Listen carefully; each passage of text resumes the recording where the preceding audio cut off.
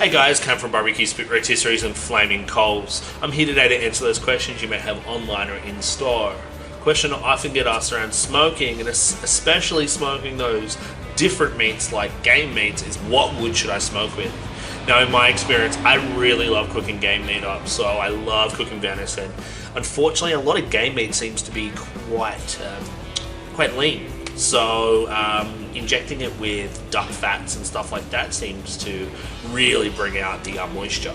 However, what I would smoke with would be something nice and sweet, or something light like peach wood or cherry wood, or something native works really well.